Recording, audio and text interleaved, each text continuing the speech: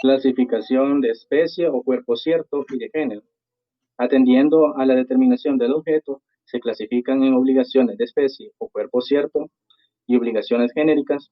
Al obligarse, una persona es natural que se determine a que se obligue, que se señale la prestación. Esta determinación puede ser mínima o máxima. Cuando es mínima, la obligación es genérica, la cual se define como aquella en que se debe una especie indeterminada de un género determinado.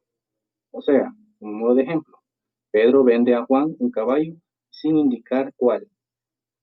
Al legislador le basta que existe esta determinación. En cambio, cuando tiene determinación máxima, se denomina de especie cuerpo cierto, aquella en que se debe una especie determinada de un género también determinado. Esta clasificación tiene importancia en cuanto a la forma de cumplir las obligaciones y sobre todo en lo que dice relación con el riesgo de la cosa de vida. Se clasifican de forma según la mayor o menor determinación del objeto debido. Son obligaciones de especie o cuerpo cierto aquellas que se debe determinadamente un individuo de una clase o género también determinados. Obligaciones de género son aquellas que se deben indeterminadamente a un individuo de una clase o género determinado. Intereses de la clasificación. Son distintos los efectos y la forma de cumplirse la obligación de dar una especie o cuerpo cierto. Debe cumplirse entregando exactamente la cosa debida, que el deudor debe conservar y cuidar hasta que se verifique la entrega. Tratándose de las obligaciones de género, el deudor los cumple entregando cualquier cosa del género de calidad por lo menos mediano. Por la misma razón, no está obligado a conservar la cosa originalmente adecuada, pudiendo disponer de la misma siempre que subsista otra para el cumplimiento de la obligación.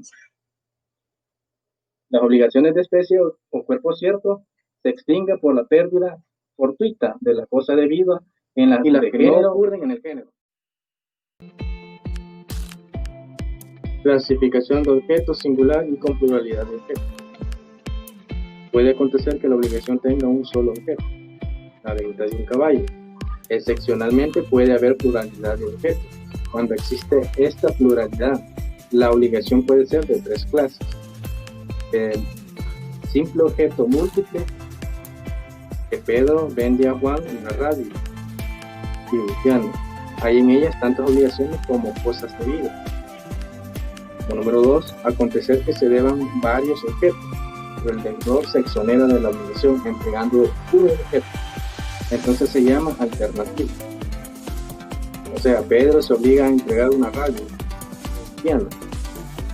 Entregando la radio cumple su obligación. Generalmente, la elección corresponde al deudor. O número 3, puede acontecer también que se debe un objeto determinado para que el deudor se reserve la facultad de pagar la obligación. Entonces la obligación se llama facultativa. Pedro se obliga a entregar una radio, pero se reserva el derecho de cumplir su obligación. Propiamente, en este caso hay un solo objeto, la especie debida. Por eso más bien podría catalogarse la obligación dentro de aquellas que tienen un solo objeto. Con la modalidad citada, o sea, la facultad de pagar con una especie diversa. Singular, eso es donde existe una sola prestación. Atendiendo a sus obligaciones tenemos las obligaciones de dar, las obligaciones de hacer y las obligaciones de no hacer. Obligación de dar.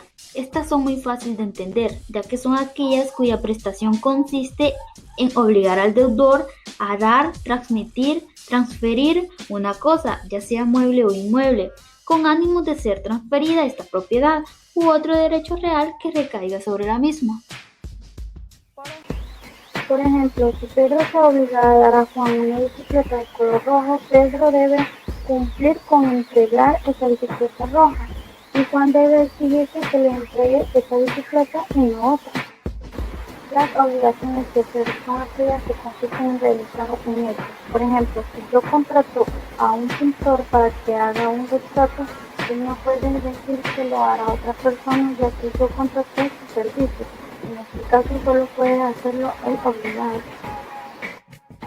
Las obligaciones de no hacer son aquellas que implican una abstención. Por ejemplo, en las servidumbres del paso, la obligación es no obstruir el paso a las personas que tienen derecho. La obligación de no hacer se impone cuando se realiza lo que se había obligado al deudor a no realizar.